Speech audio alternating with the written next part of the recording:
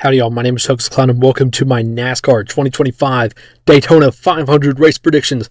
We're here, baby. As I'm recording this, practice did just finish up at Daytona, and qualifying will start in a couple hours. So I'm going to go ahead and give you my predictions for who I think not only will make the field, but who will win and who will suck at Daytona. So first, who will make the field? Who will qualify and pole later today and not have to race in the clashes tomorrow? First off, I have a forward car of Joey Logano will qualify on one of the poles and not have to participate in the dual races.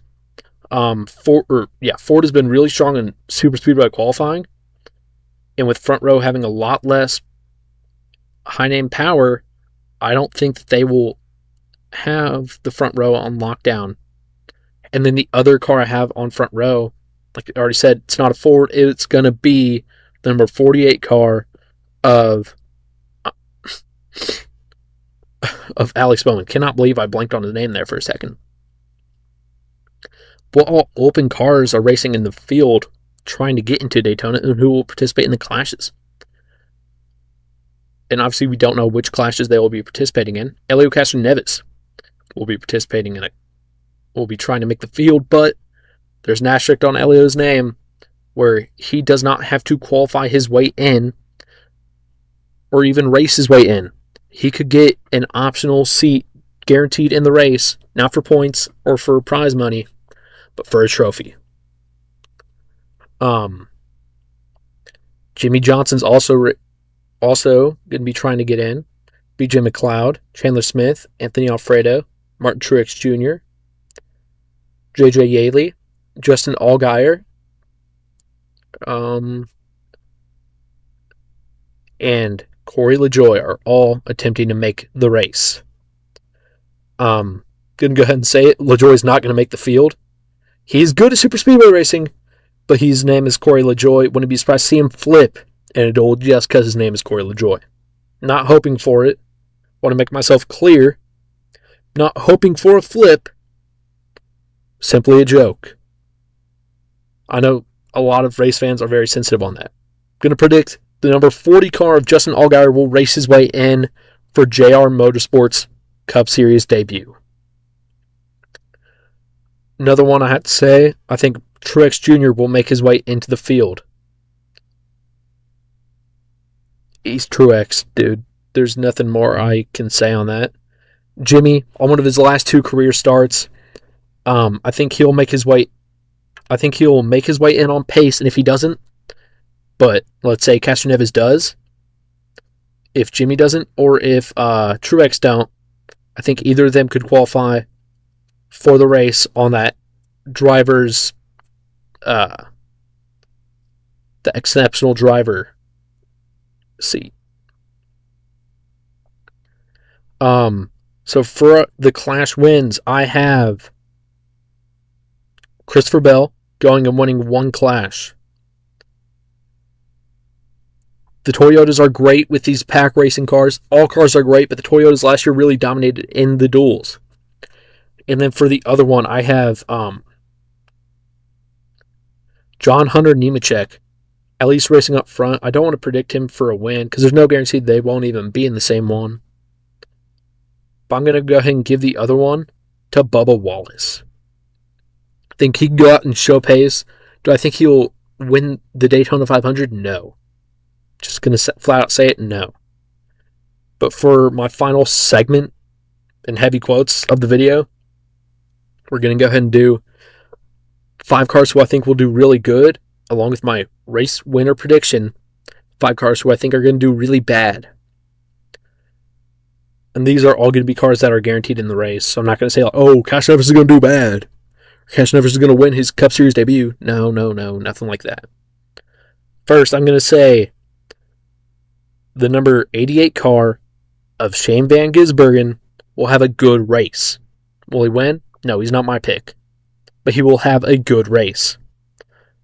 Carson Hocevar will race up front and contend for a win.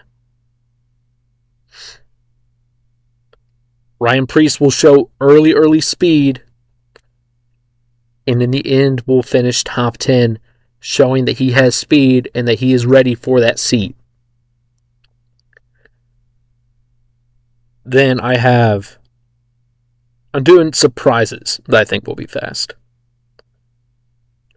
Riley Herbst in his full-time debut for 2311 will be good and consistent.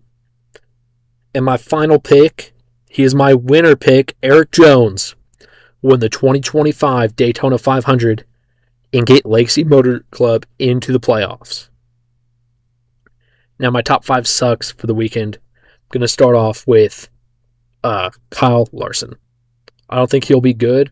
It's not really a surprise on a super speedway race, but I think he will struggle the whole weekend.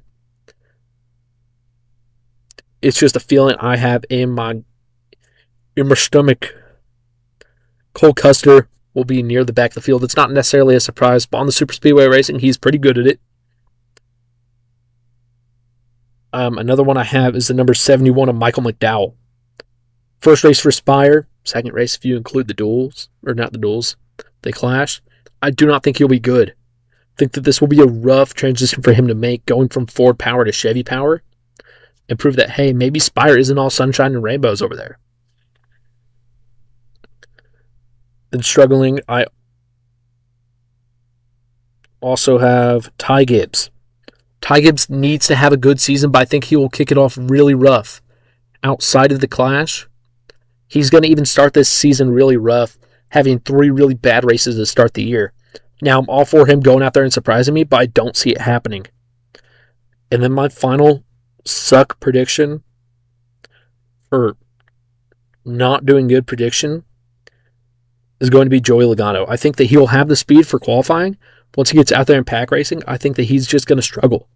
I have no evidence to back my answer there, but I'm just expecting it to not be great for him. Once again, I'm all for any of these drivers that even that I didn't mention, proving me wrong. I'm all for Elio going out there and winning. I mean, I am an IndyCar fan first and foremost.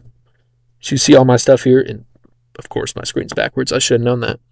And even right here displayed, I have an IndyCar of my favorite driver. And I love Elio. I was supposed to be at that race where he won his 4th. But I couldn't go. And that really does suck. I mean, but I have his face displayed here on my wall because I went the following year. I'm all for Elio winning it. I'm all for Elio having a great weekend. But I'm not going to predict him to win his first ever Daytona 500. But yeah, those are my predictions. Let me know your thoughts down in the comments below. Who you think will have a good race and who you think will have a bad one. And let me know any other surprise thoughts that you have for this weekend. Is there anyone I did not mention? How many cautions will we have? I'm going to go ahead and predict we're going to have 8 total cautions, which is a lot. That's including stage, though. Let's take 2 down. I think we're going to have 6 cautions for cause, one of them forcing the race into overtime. And then actually, let's go ahead and make it 7 cautions for cause, so 9 total cautions, and 1 will be displayed on the final lap in the tri-oval. I'm not sure if that counts as a caution, but we're going to go say there's going to be a wreck on the final lap. Not really a prediction. It happens, but yeah. Thank you all so much. If you all like and subscribe, go ahead and ring that bell, because I release at least 4 videos a day right now. Probably more. That race season is really getting underway. Friday, I have my Daytona 500 race along premiering, if I'm able to edit it. If not, you're just going to see raw footage of a full-length Daytona 500. So no matter what, it will be released and premiering at 7 o'clock on Friday night. Thank you all. Hope you have a good one. Peace.